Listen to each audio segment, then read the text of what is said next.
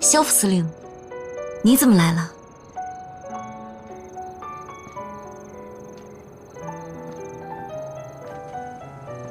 出来透口气。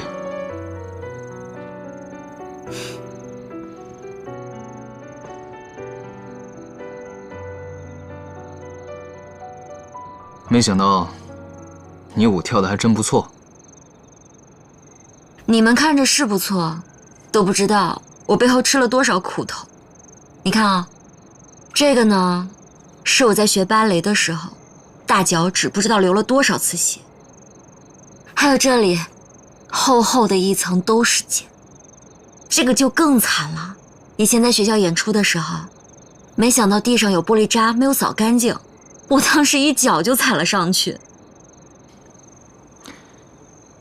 你为了躲我，没少让自己受伤。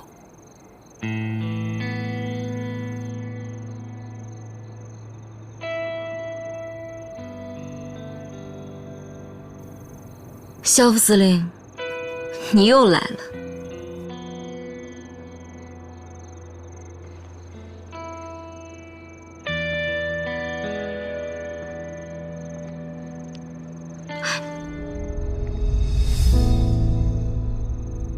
萧副司令，你这是跳舞。好啊。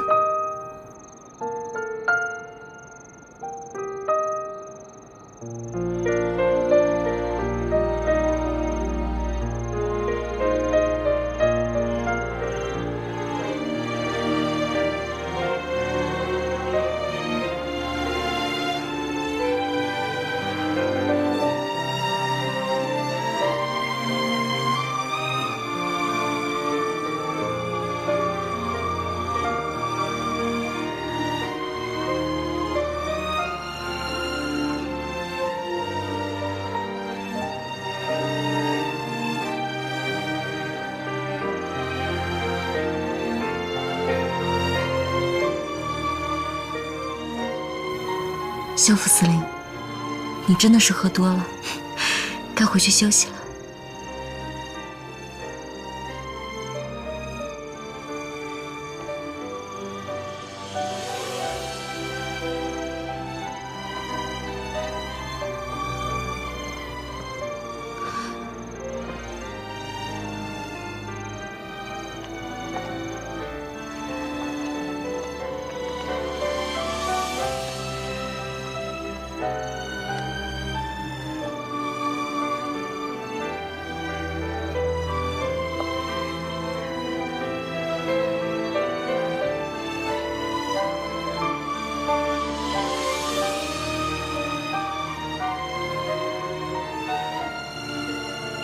我等着你，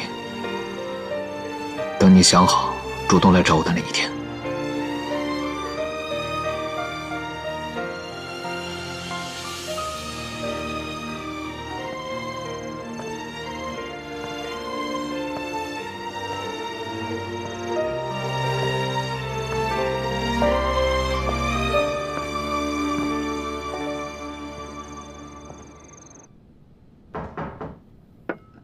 进。凤琪小姐，这段时间我们一直派人接触沈府的佣人，照他们的话来说，盛寒君和沈燕青就是夫妻，而且他们还有一个孩子。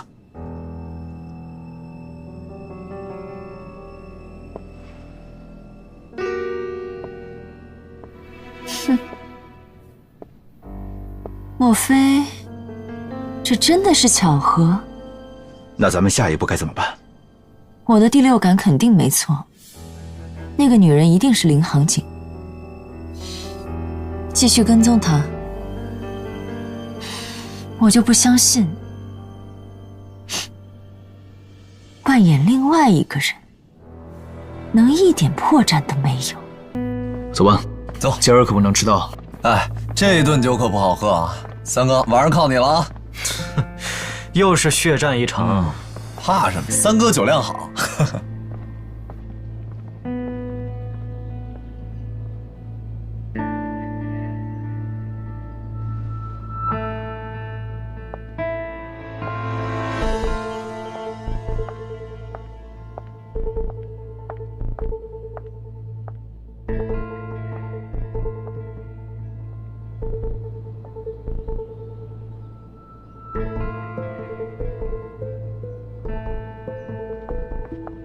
盛小姐，你还没走？那我把水壶给您放外边桌子上了。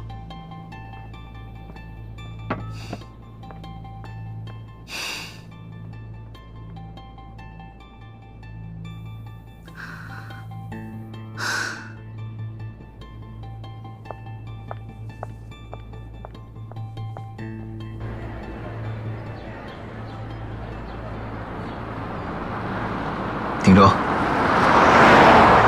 嗯，三哥，怎么停这儿了？这哪儿啊？我在想，要不你们俩替我参加晚上的局吧？你不去了？白老板这次请了七叔，你不去的话，我怕他不买账。是啊。你们的酒量，我放心。哎，不是，三哥，你不能这么对我们吧？去吧。走吧。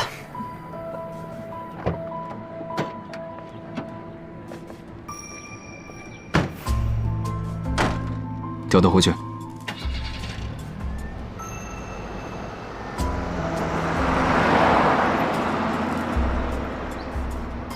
走吧。走。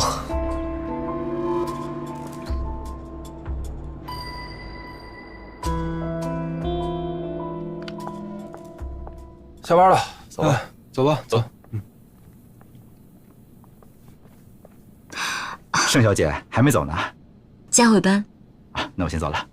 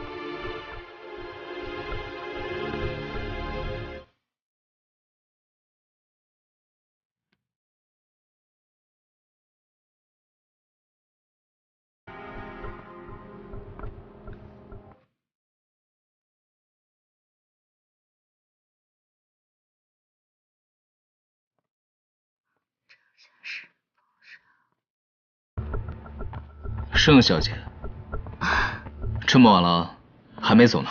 副司令怎么这个点回东大营啊？啊，原本约了人一起吃饭，饭桌上一帮想攀着我走捷径的人，没什么意思。倒是盛小姐啊，如果所有人都能像你一样这么敬业就好了。英语是我的母语，但是我也是第一次做这么专业的翻译，所以当然要敬业一点了。是吗？我看未必吧。此前我可看过盛小姐的文笔，那看起来可不比从小在中国学习诗词歌赋的女孩们差。副司令过奖了啊！我今天一定会把所有的文件都翻译完毕的。不会耽误明天的审查。嗯。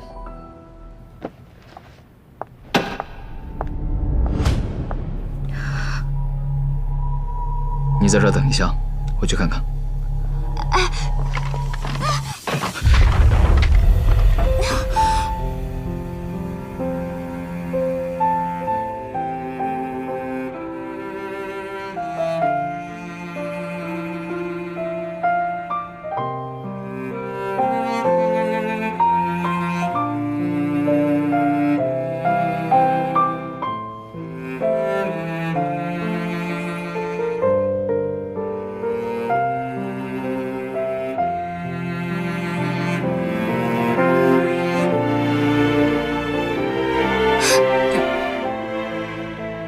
方向。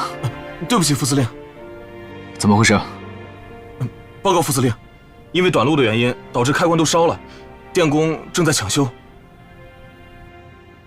多久能修好？可能还要再等一会儿。这个你先用。先下去吧。是。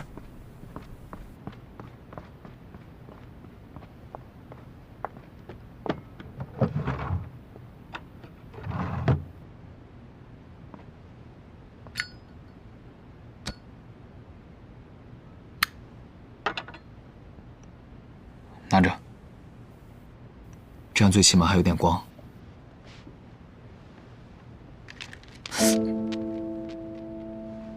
你的手没什么，一点小伤，不大钱。我那柜子里面有碘酒，帮我拿下吧，消消毒。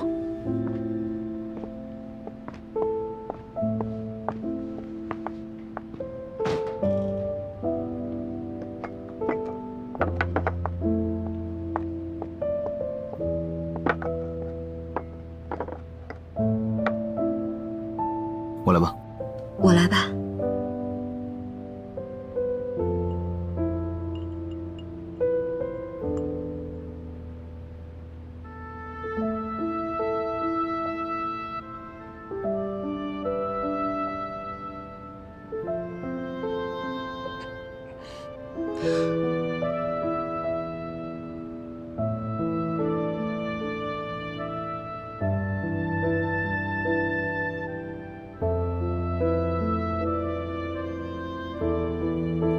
好了，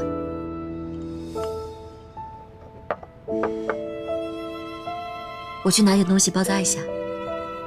好。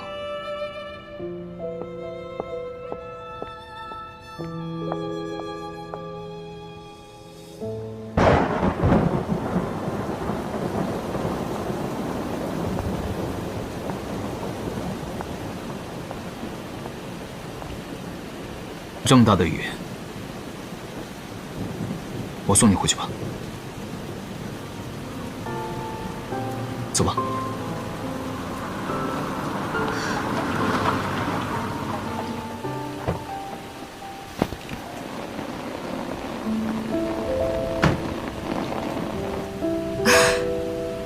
韩军，叶青，哎，快快！哎呀，傻瓜，你跑什么呀？这都湿了。你怎么来了？下雨了，过来接你啊！傻瓜，淋雨了容易生病的。北辰，沈大哥，真是个好丈夫啊！北辰，这么晚了还没下班啊？都是我的不是。这样，明天10点，华庆饭店。好的，我一定会准时到。那副司令，我们就先走了。快回去吧。走了。走吧，走。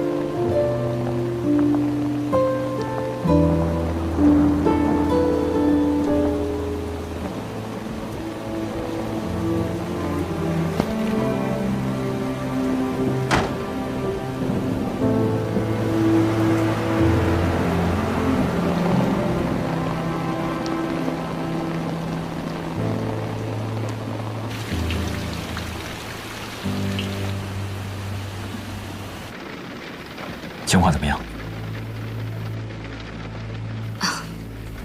我打开保险柜了，里面并没有共荣书，只只有一些南京给他的信件，但是具体内容还没有时间看。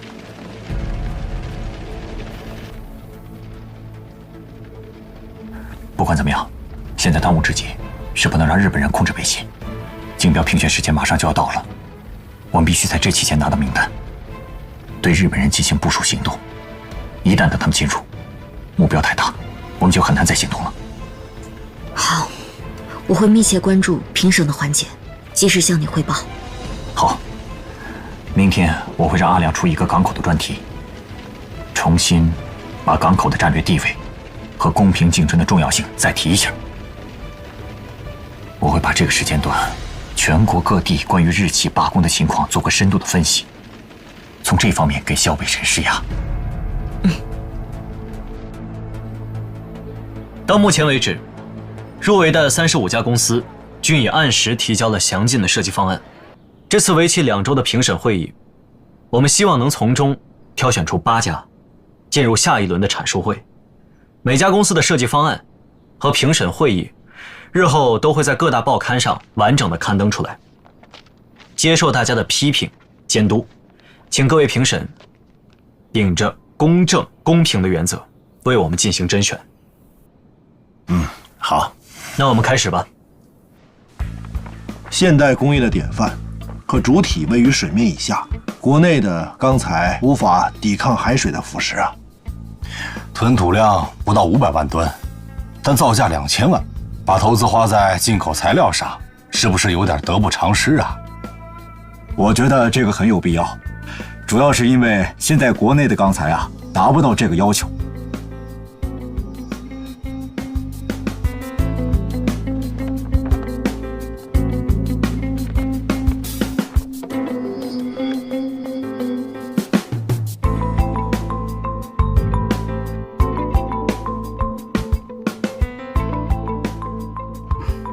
What do you think? That was excellent. Of course. 副司令，回家之后我会把今天的专家评审意见整理出来，作为参考。好。对了，盛小姐，从今天开始，所有的评审环节都将是封闭式的。在这期间，吃、住都是在华兴饭店。为了避免消息泄露出去，期间不能回家。子俊，你没跟盛小姐说过吗？不是，三哥你没怎么能没有说过？昨天晚上吃饭的时候说的，你是不是吃多忘记了？我想起来了。盛小姐，不好意思，是我个人的问题，工作失职，对不起。副司令，你之前答应过我说下班时间都是自由的，现在你可是限制了我的人身自由啊！盛小姐，为了公平起见，封闭式竞标也是临时决定的。现在外面那么多双眼睛盯着，包括沈大哥，时报记者每次都能拿到第一手的资料。我想盛小姐不会无视规则，让副司令为难吧？当然不会了。那就好。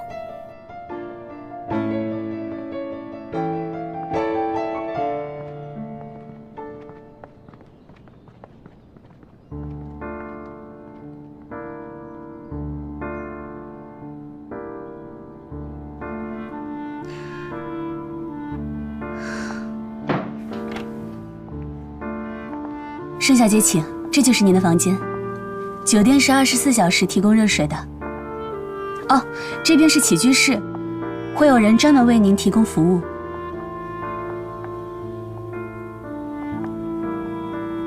外面是中庭花园，由于安保的缘故，肖副司令吩咐酒店的窗户全都封死了。这个房间挺不错的，不过我得先打个电话给我丈夫，让他把我的行李送过来。盛小姐放心，肖副司令已经为您安排好了，进来吧。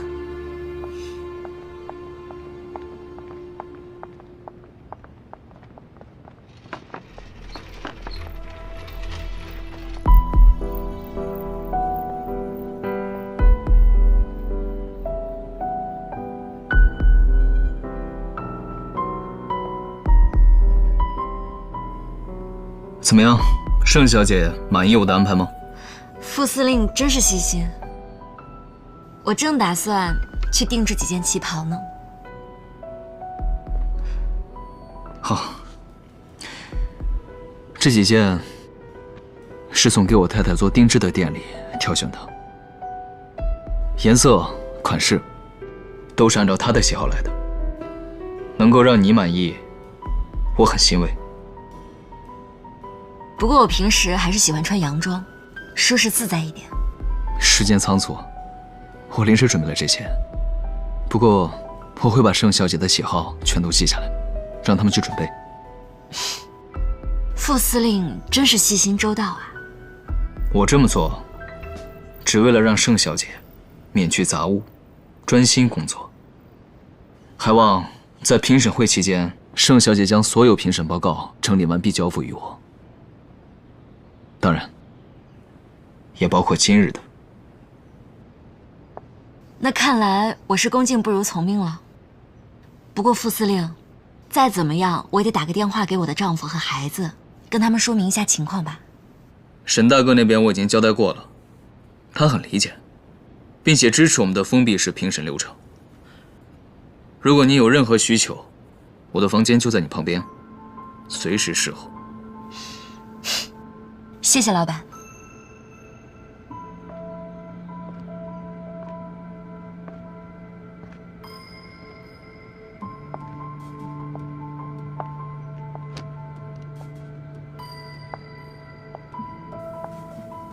盛小姐，那您好好休息，有什么需要尽管吩咐我们。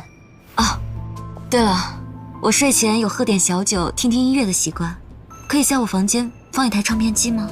当然可以啊，您还可以将您喜欢的唱片名单写下来，到时候我们连同唱片机一起给您送到房间来。好，谢谢。不客气。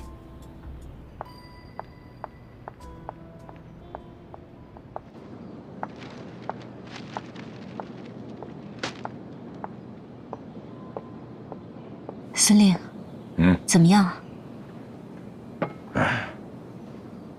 张学良12月份，宣布了一致，这1月份，南京政府就要削减地方的军权，各方实力派都不满意。你说这统一的，能坚持多久？那总司令什么意思？总司令肯定不会同意。要是这么僵持下去的话，肯定会引发战火。我现在只能尽自己最大的努力，让直北和南京方面求同存异。司令，不管你选择什么样的路，你走到哪儿，我都跟到哪儿。哎。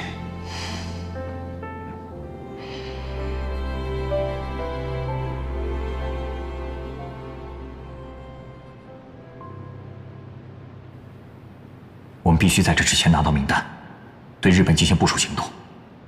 一旦等他们进入，目标太大，我们就很难再行动了。我该怎么跟沈大哥取得联系呢？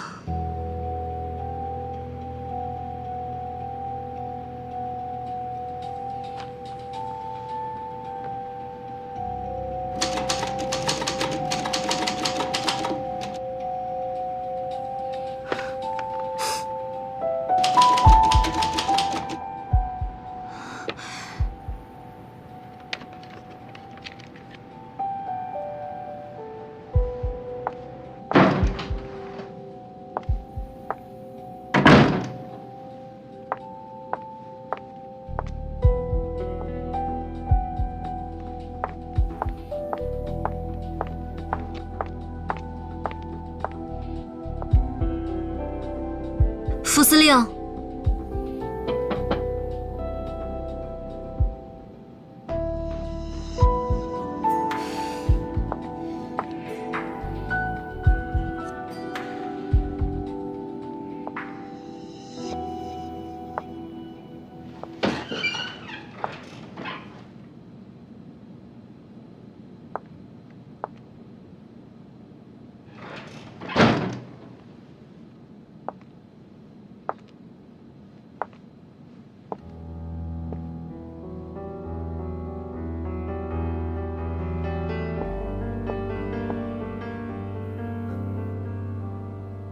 盛小姐，大晚上的跑过来找我，有什么事儿？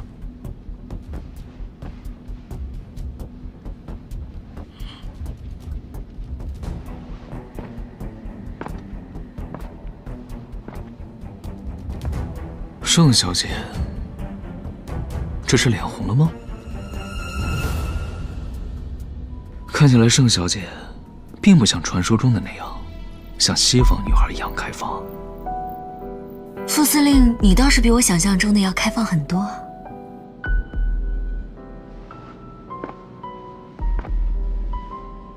哦。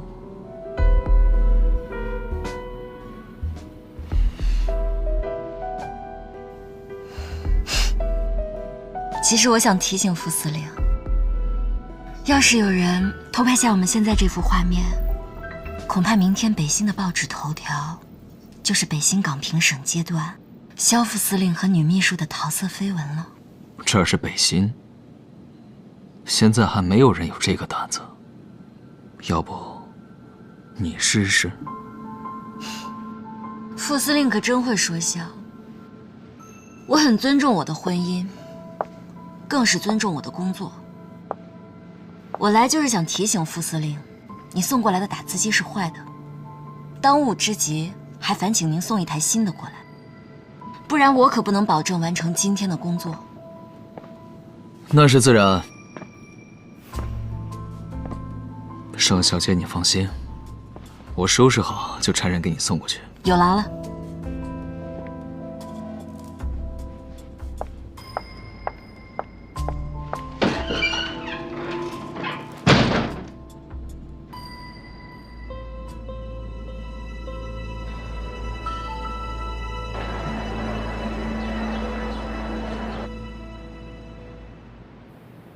其他的方案基本上就放弃了这片海域。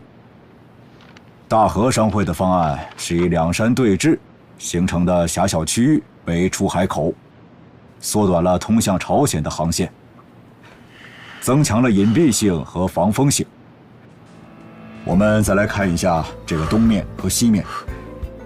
这个方案啊，它的优势之处就在于这两边的山石形成了天然的防波堤，大大的降低了成本呐。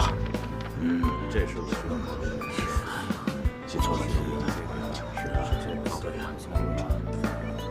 说的确实。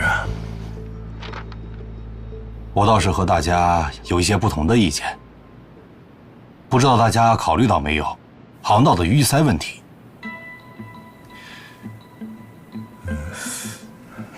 这之前倒是没有人提到过啊。是，确实是一个值得考虑的问题。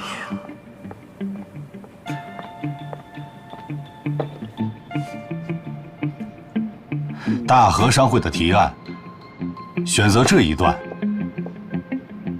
作为出海口，我认为不妥。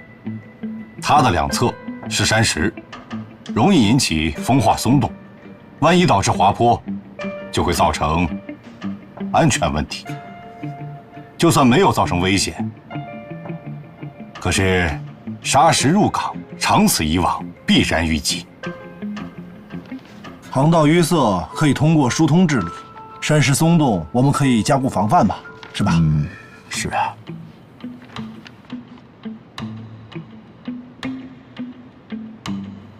就算山石松动，我知道一张拦截网不就结了吗？这个事情，但是拦截网它王教授啊，是你这个议案，我觉得不妥，我不赞成王教授这个点。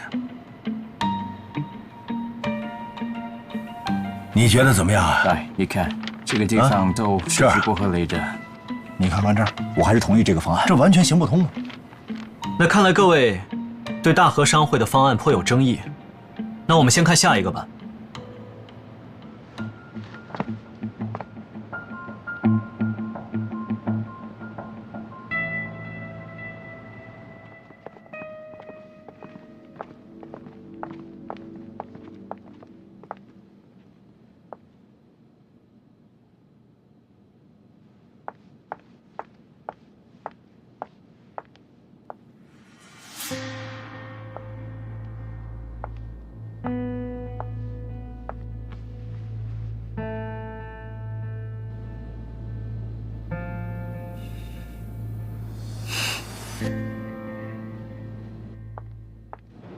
哎，对了，三哥，早上没来得及问你，你不觉得今天盛安君穿的有点眼熟吗？穿的跟三嫂似的，是吧？我说你这个脑子怎么长的？有什么问题啊？怎么了？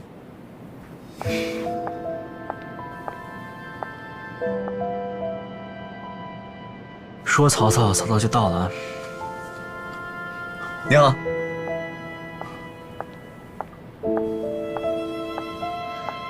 三位在聊什么呢？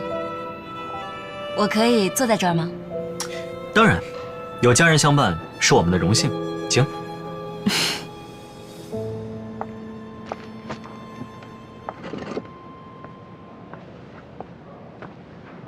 小心。谢谢。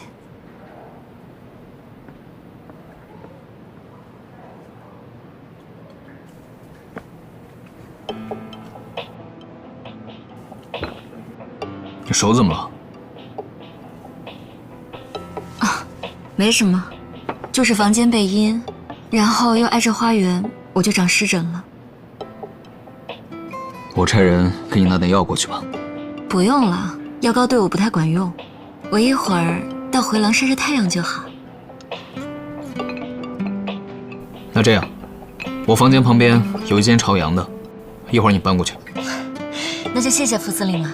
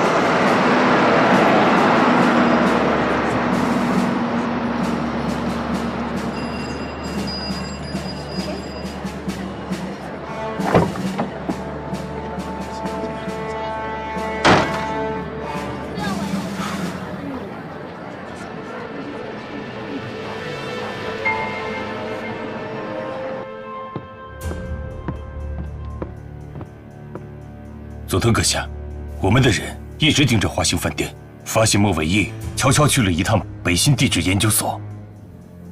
地质研究所？他去那儿干什么？找了顾启文。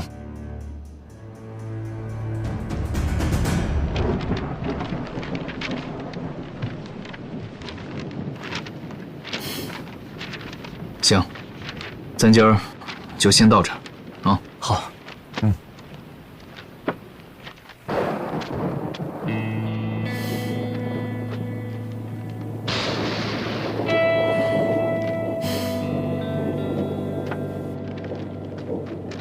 你们两个先走。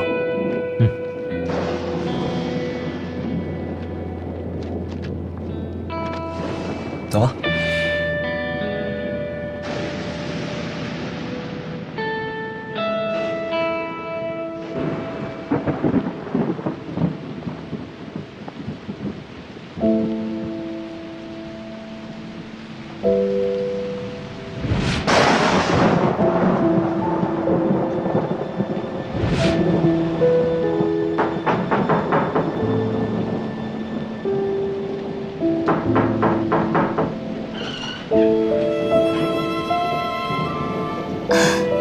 副司令，您这是怎么了？没什么，就是过来告诉你，明天的会议纪要1式2份。好的，没有问题。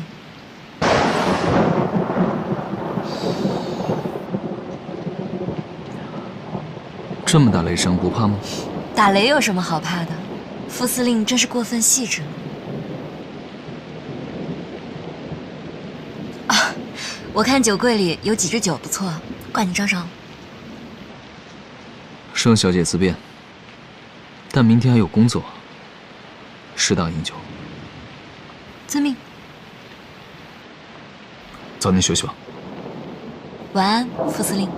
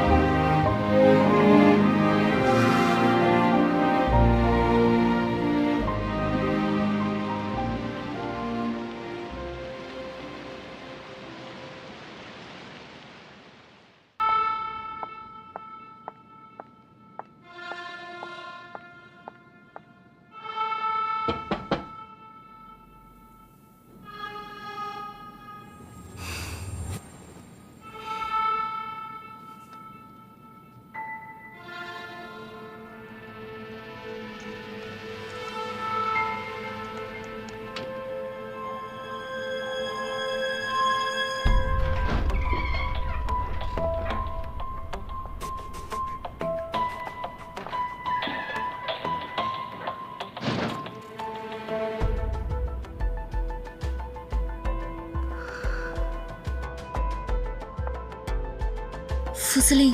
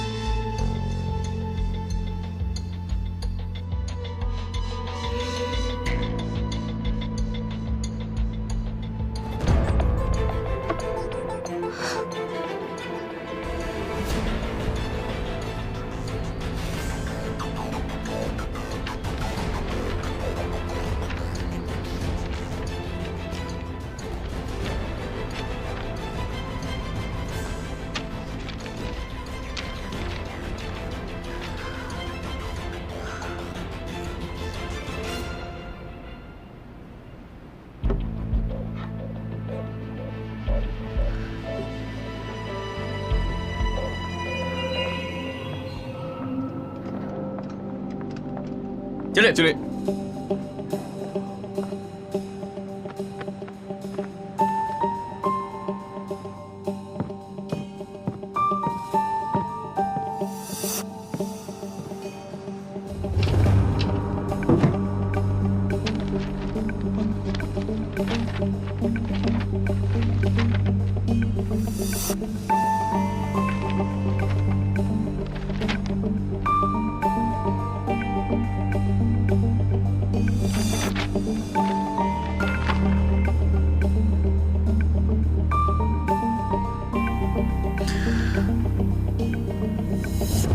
地质研究所，顾启文。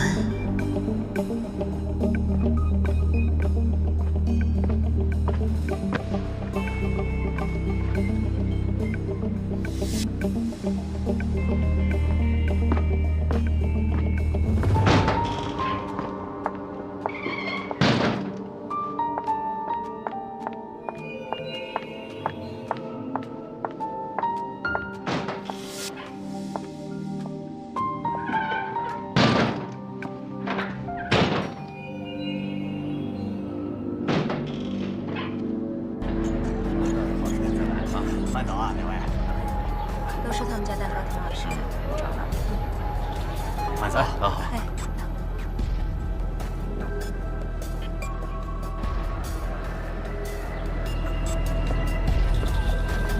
杰，你可以下班了。是，老板。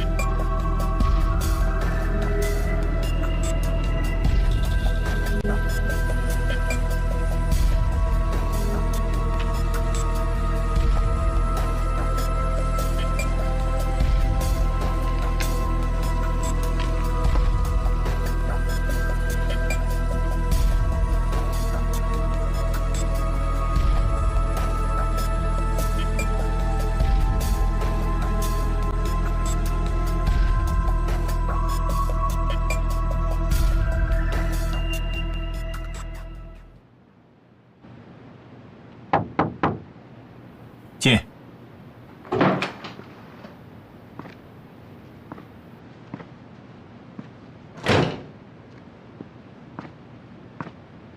先生，怎么样了？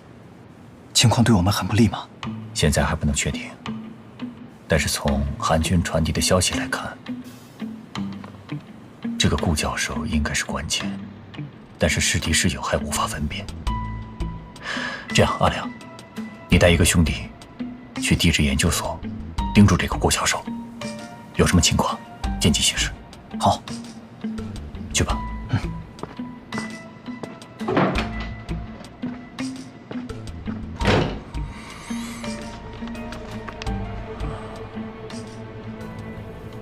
地质研究所。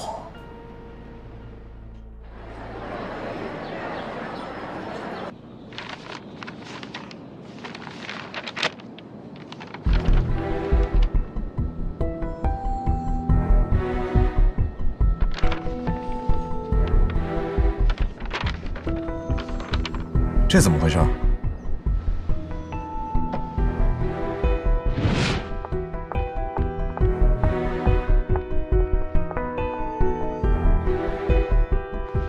来，他进来过了，跟你想的一样，我查过了，他在给你的药里面溶了一定量的抗过敏药，药里的部分成分导致你陷入深度睡眠。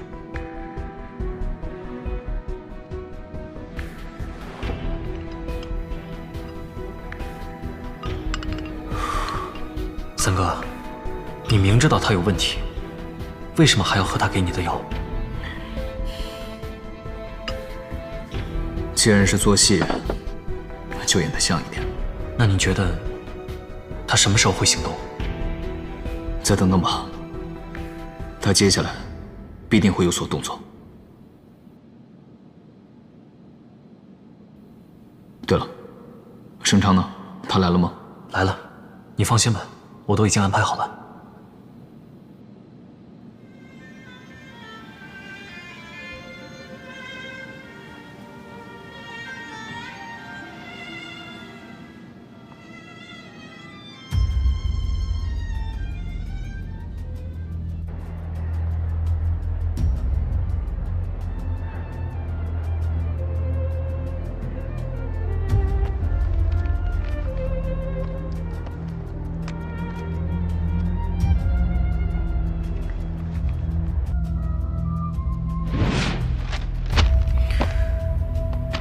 三哥，这是盛寒君跟前台借的贝多芬的《春》。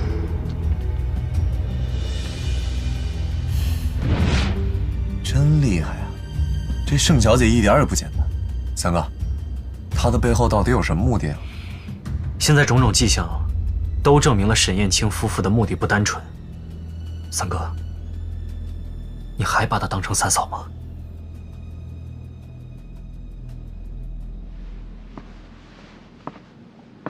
不管盛寒君和沈大哥背后有什么目的，我们都要加强顾教授那边的暗访。好，好，知之前是为了不引人耳目，所以我只派了2个警卫，我会加强人手的。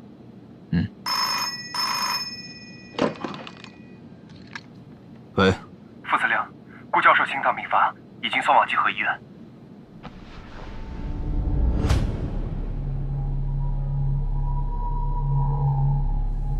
知道了。三哥，发生什么了？顾教授心脏病突发，被送往医院了。啊？你们2个在这待着，确保他会安全。我去趟医院。好。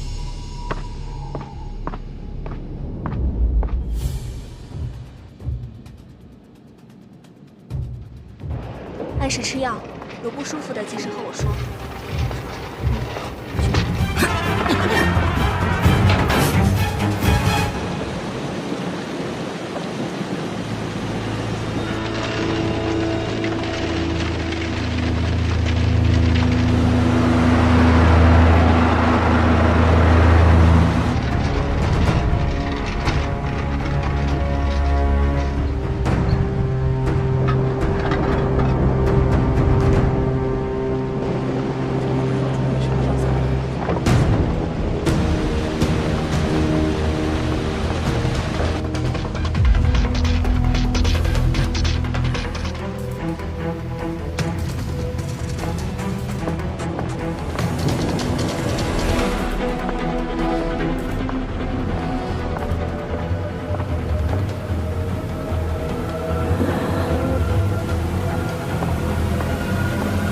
副司令，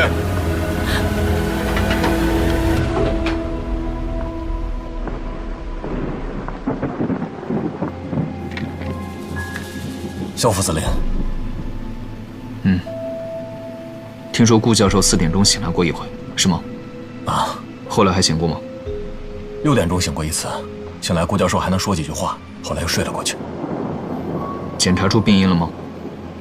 顾教授本来心脏就不好，只是过于劳累造成的，应该多注意休息。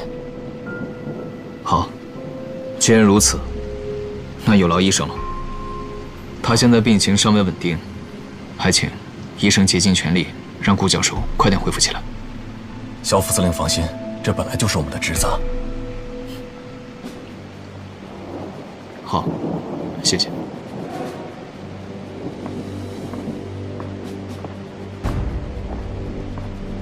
副司令，副司令，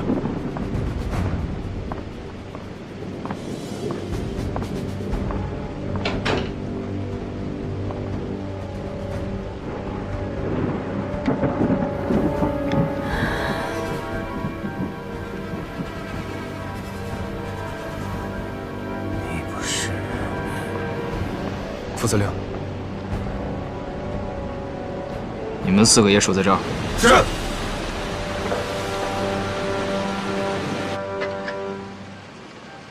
你是谁？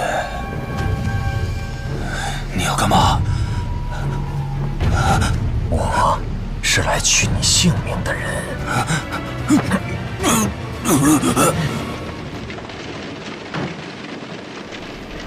江副官，我若是没记错的话，你父亲是内科大夫，对吗？是的。冠心病是否应该由内科大夫去主治？是。什么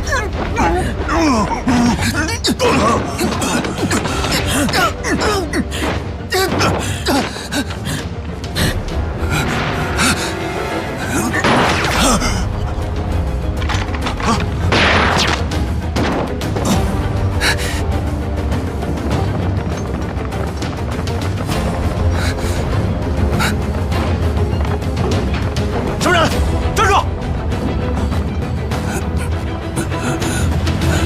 戒备！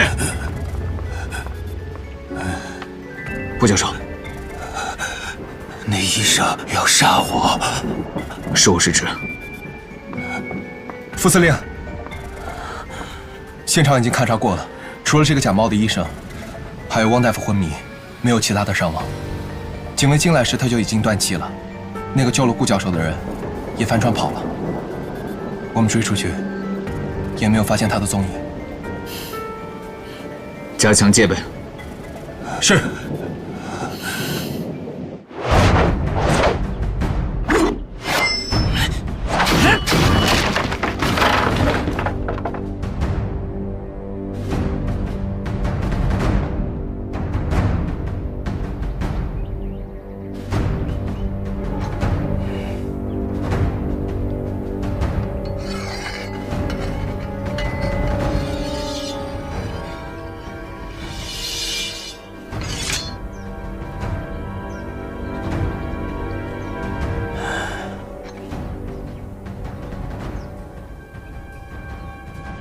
会长，究竟是什么人能在我们这么周密的部署下，还能把人救下来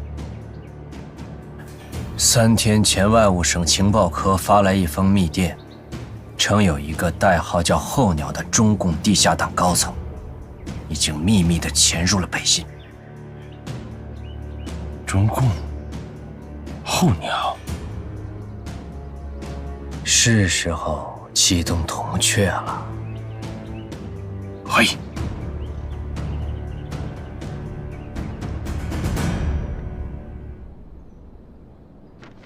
经过查证，顾教授办公室的药被人调包了，凶手是日属外科医院的一个外科医生，股东中还有大和商会，基本可以确定是日本人干的。顾教授在地质界德高望重，还培养了一批后起之秀，竟遭如此下场。这个佐藤真不是东西，用这么下三滥的手段，简直毫无底线了。三哥，那接下来如何进行？把这个交到评审会，作为评审参考资料。不过想想还真是危险啊，咱们差点拿不到这份报告。咱们真得感谢那个暗中救顾教授的人。三哥，你说会是谁啊？难道你们的意思是说盛小姐的同伴救了她？如果真的是他们干的，那他们的目标应该就是日本人，但他们究竟代表着什么样的势力，我们还不清楚。现在这关键时刻，我们不能掉以轻心。号外！重大新闻！旅大检察厅行动队副队长何忠义被刺身亡。停一下！号外！小朋友，来份报纸。来，谢谢。号外！重大新闻！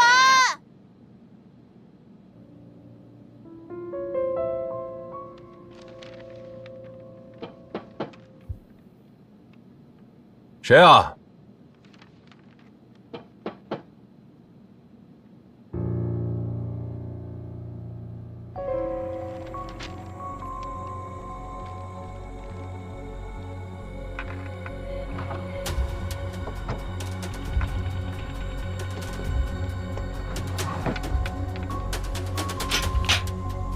谁？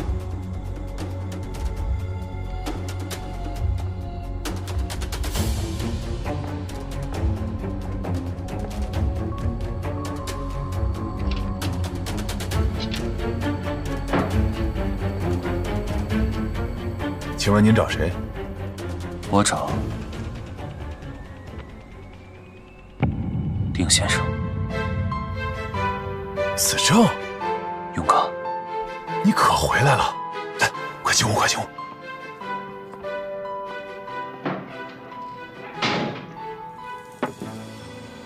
子正，这回刺杀叛徒何忠义的任务，你辛苦了，回来好好休息几天。谢谢。子正，有件事呢，我想有必要告诉你。什么事？但是我说了，你可别激动。是关于北新港竞标，时报主编沈燕青的太太。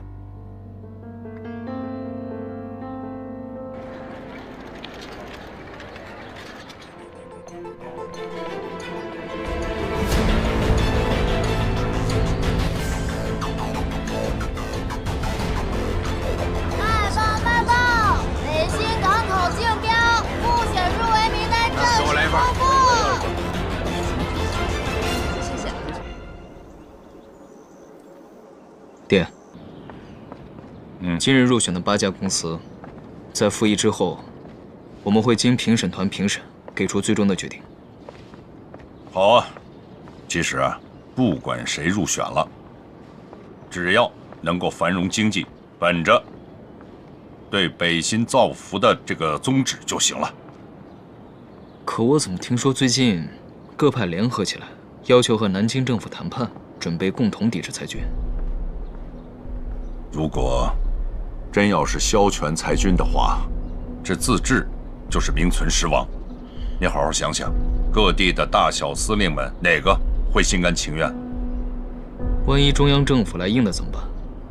我们此前改旗易帜，选择相信总司令，为的就是保北京平安。这万一再打起来，所谓的全国统一不就成笑话了？你不要想得太极端，只要有机会坐下来，互相商谈，就有和平的希望。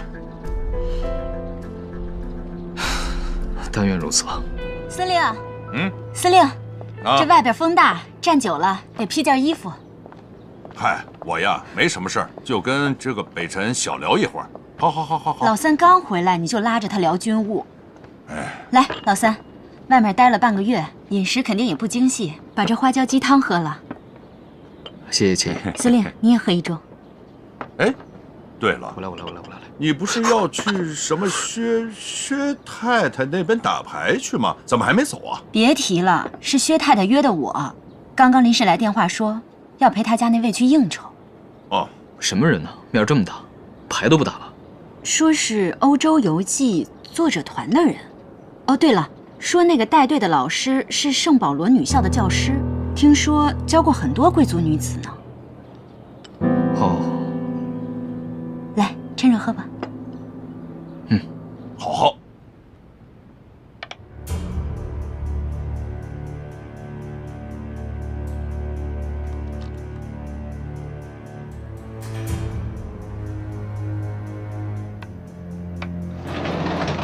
会长，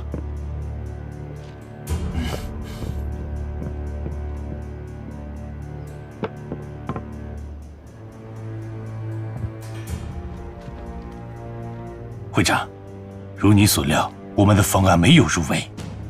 经过顾启文一事，萧北辰对我们的态度已经非常明朗。他从一开始就没打算让日方拿下港口。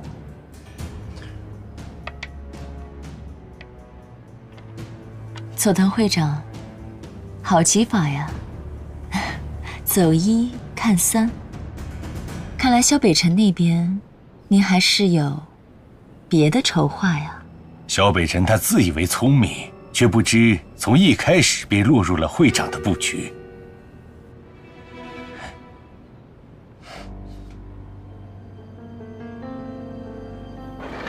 就从这上去，2楼就是。再来啊！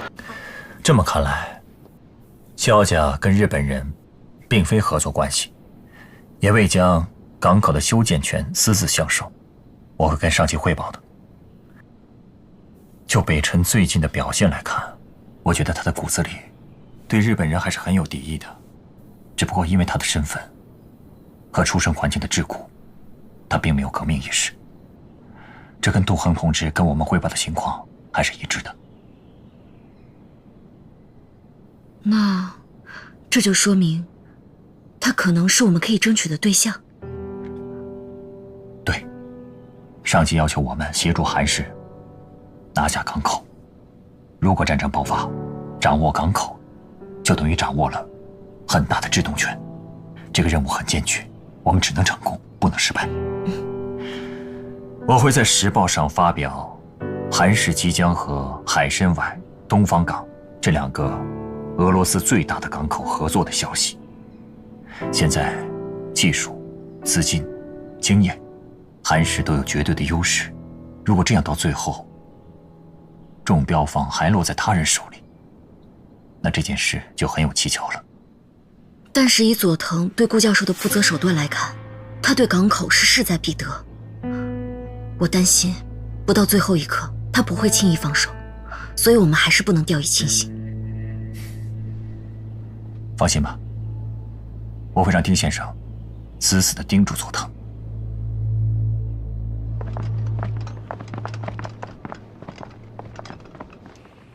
大哥，此次我们准备集结南京与中央谈判，筹码无非是自己手上的兵，还有装备。上一次的借款虽然扩充了军备，但还是远远不够。如今佐藤出局，若我们还想找他们要金元，怕是难了。明白你的意思了。万一我们要是和南京谈崩了，大战一触即发，处处都需要开支，对吗？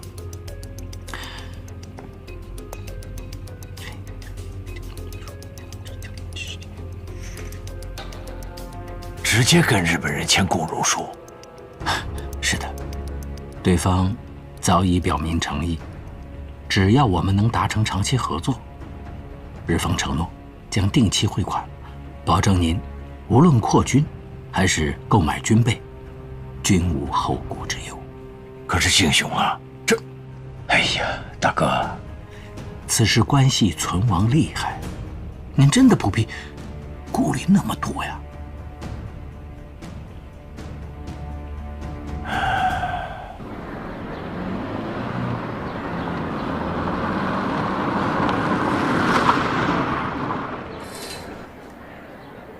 怎么，你是打算一个人回去？我看今天天气好，想一个人出来逛逛。哎，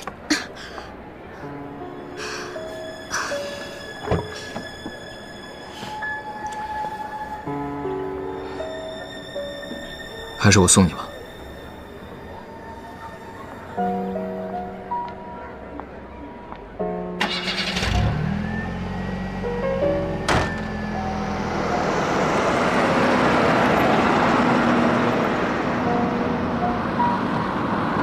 听着，这家孟氏医馆的跌打损伤药颇有效果，你试试。哦，副司令，不用麻烦了。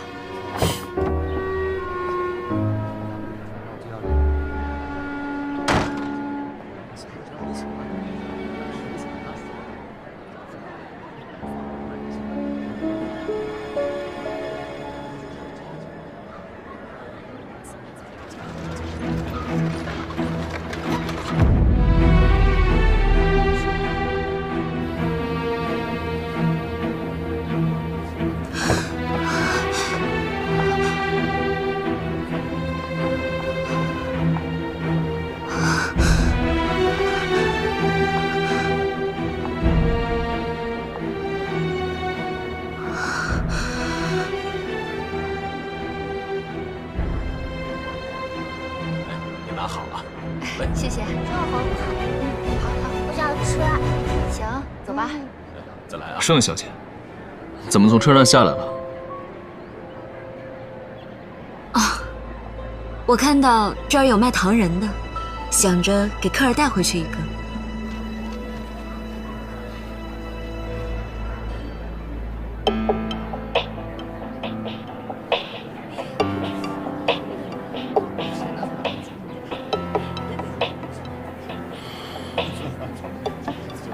老板，来个糖人。哎，好嘞。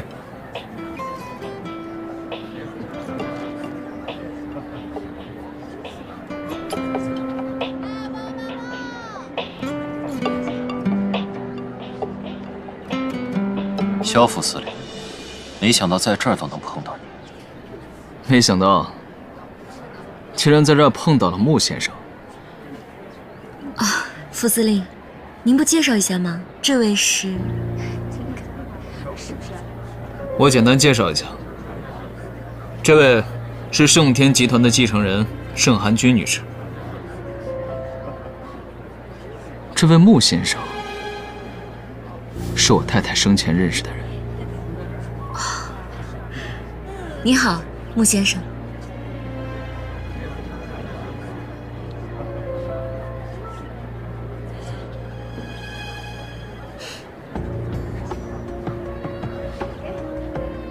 穆先生，貌似见这盛小姐并不是很惊讶。盛小姐长得和我一个朋友特别的像。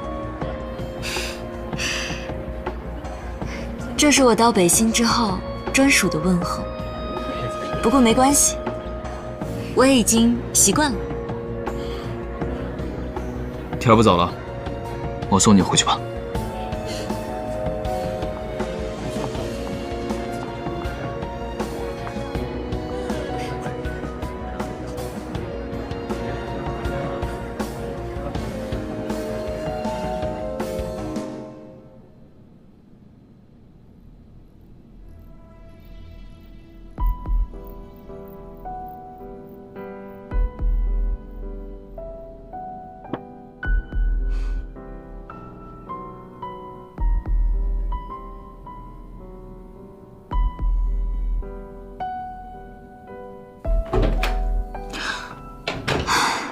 阿军，我已经查到了。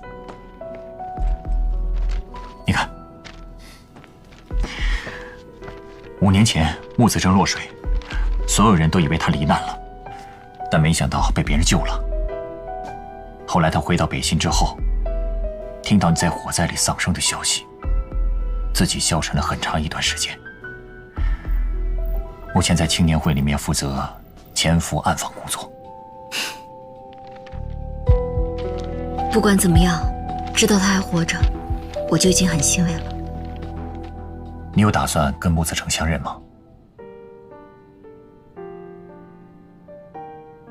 过去的事情，我觉得就让它过去吧。再提也只会引起轩然大波。子正还有母亲要照顾，我只希望他今后平平安安的。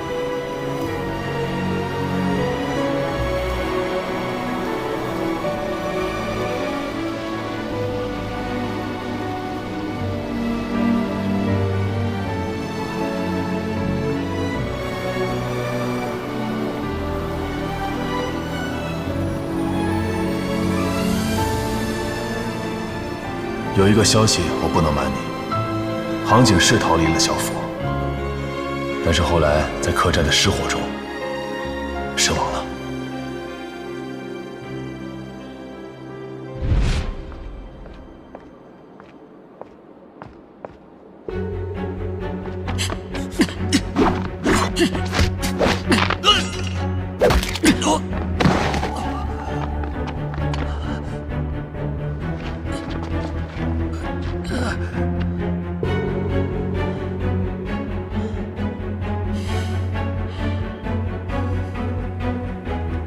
原来是你，小北辰，没想到还活着吧？穆子正，单凭你杀不了我的。若这次杀不了你，我就下一次。林杭景的仇我一定会替他报。有种现在就杀了我，不然我迟早把你千刀万剐！我不杀你，你这条命是林杭景给的，